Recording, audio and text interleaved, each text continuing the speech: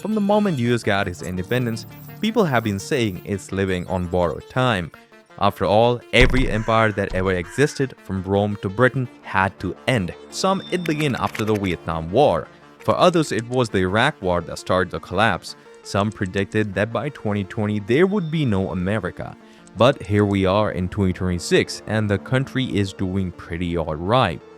So I went through every prediction, every possible way empires have bitten the dust in history to answer this one simple question.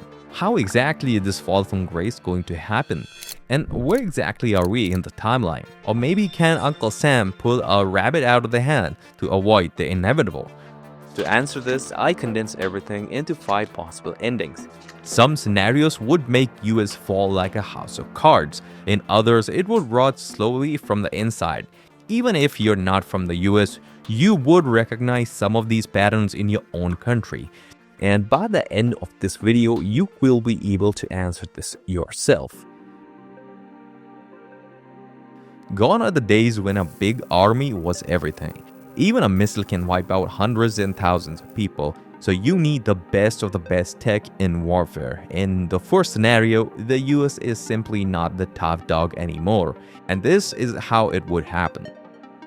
It's almost impossible to consistently have the cream of the crop, scientists and engineers getting born in your country. The solution was to build the best universities. 30 to 40 years ago, if you look at the top universities, they were all in the United Kingdom or the United States. That meant talented individuals from around the world come study here and take jobs, and often end up living and contributing in America. Basically, sucking up the brain power and funneling it in. But that is changing. Today, the top 10 universities are still mainly in the US and UK. But after that, you start seeing universities from around the world climbing the rankings fast. As the rest of the world thrives economically, they'll spend more and more on education and the competition will get even tougher. If that doesn't sound bad, almost 50% of all science graduates in the US are immigrants. And in electrical engineering and computer science, that number climbs to around 70%. As the American dream of stability and money fades away, these immigrants might not choose to stay in the US or study at American universities in the first place. That will lead to America losing talents and falling behind in the tech race. Just like nuclear weapon changed the warfare, a new development could revolutionize things overnight. A new weapon that's faster can reach American shores in no time, and that makes American naval fleet obsolete. Whatever it may be, America would lose its dominance and be limited to a regional power at best. Second possible ending would come from its insatiable thirst for oil. America is one gas-guzzling giant that has dominated and controlled global oil supplies for a century. But China will eventually overtake US in oil consumption, meaning it could now set the pace. Iran, Qatar, Russia controls more than half of the natural gas reserves. While most countries are trying to get away from their oil dependence, the United States would do little to nothing about it. It's still more than 40% dependent on oil. A few adverse incidents in global energy market could cause the oil prices to skyrocket. This would lead to countries doing trade directly in new currencies, weakening the dollar even more. Now, as usual, America would invade a country with oil reserves to keep its machinery running, resulting in further oil embargoes on the US, which would cripple the US economy. However, the US has saved itself from this ending, as it's getting increasingly more self-reliant when it comes to oil. Over 88% of crude oil now comes from North America, and 60% of that is produced domestically. After the invasion of Venezuela, US is looking pretty secure when it comes to crude oil. And seeing how the Iran situation escalates, US could be secure in natural gas too.